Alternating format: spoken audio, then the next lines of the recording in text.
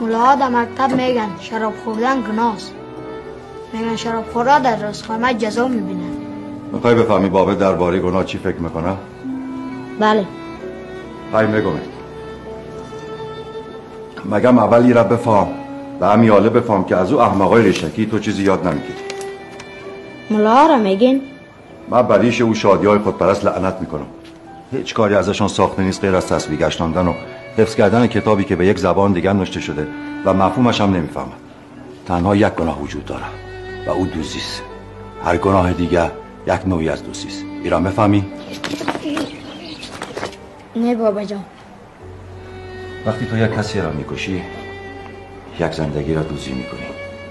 از زنش حق شوهر داشتن را دزدی میکنی.